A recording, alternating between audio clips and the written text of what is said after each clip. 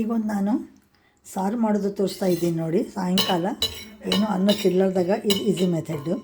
ಒಂದು ಅರ್ಧ ಸ್ಪೂನಷ್ಟು ಜೀರಿಗೆ ಹಾಕಿದ್ದೀನಿ, ಒಂದು ಅರ್ಧ ಸ್ಪೂನಷ್ಟು ಕಾಳು ಹಾಕಿದ್ದೀನಿ, ಒಂದು 8-10 ಮೆಣಸು ಹಾಕಿದ್ದೀನಿ. ಆಮೇಲೆ ಸ್ವಲ್ಪ ಕರಿಬೇವು ಹಾಕಿ ಈಗ ಹುರಿತಾ ಇದ್ದೀನಿ.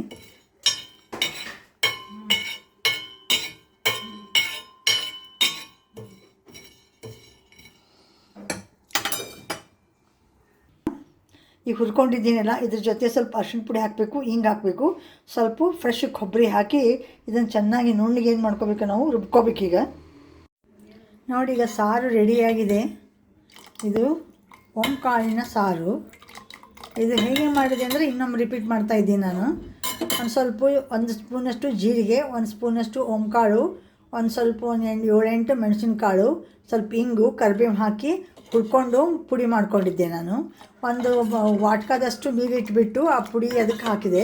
ಹಾಕೋದು ಕುದಿಲಿಕ್ಕೆ ಹತ್ತಾಗ ಒಂದು ಸ್ವಲ್ಪ ಹಸಿ ಕೊಬ್ಬರಿ, ಒಂದು ಚೂರಿ ಪುಟಾಣಿ, ಆಮೇಲೆ ಒಂದು ಸ್ವಲ್ಪ ಹಿಂಗು ಹಾಕಿಬಿಟ್ಟು ಚೆನ್ನಾಗಿ ಹಸಿಮೆಣ್ಸಿನ್ಕಾಯಿ ಒಂದು ಹಾಕಿದ್ದೆ, ರುಬ್ಬಿ ಇದಕ್ಕೆ ಹಾಕಿ ಇದನ್ನು ಕುದಿಸಿದ್ದೀನಿ. ಈಗ ಕುದಿಸ್ಬಿಟ್ಟು ಮೇಲೊಂದು ಒಳ್ಳೆಯದು ಒಗ್ಗರಣೆ ಕೊಟ್ಟಿದ್ದೀನಿ. ಒಗ್ಗರಣೆಯಲ್ಲಿ ಸಾಸಿವೆ, ಹಿಂಗು, ಜೀರಿಗೆ, ಎಣ್ಣೆ ಮತ್ತು ಕರಿಬೇವು ಹಾಕಿಬಿಟ್ಟು ಒಂದು ಒಣಮೆಣಸಿನ್ಕಾಯಿ ಹಾಕಿ ಕೊಟ್ಟಿದ್ದೀನಿ. ಇದು ಚೆನ್ನಾಗಿ ಆಗಿದೆ ನೋಡಿ ಸಾರಿದು. ಈ ರೀತಿ ನೀವು ಮಾಡ್ಕೊಂಡು ನೋಡಿರಿ. Thank you very much for watching my channel. Thank you. ನೋಡಿ, ಈಗ ಸಾರು ಹೆಂಗೆ ರೆಡಿಯಾಗಿದೆ. ವಾವ್, ಈ ರೀತಿ ನೀವು ಬೇಳೆ ಇಲ್ಲದೆ ದಿಢೀರಾಗಿ ಮಾಡ್ಕೊಬೋದು ಈ ಸಾರು. ನೀವು ಈ ರೀತಿ ನೀವು ಮಾಡ್ಕೊಂಡು ನೋಡಿ. ಒಂದು ಸಲ ಲೈಕ್ ಆಗಿದೆ ನನಗೂ ಒಂದು ಲೈಕ್ ಮಾಡಿ, ಕಾಮೆಂಟ್ ಮಾಡಿ, ಸಬ್ಸ್ಕ್ರೈಬ್ ಆಗಿ, ಶೇರ್ ಮಾಡಿ.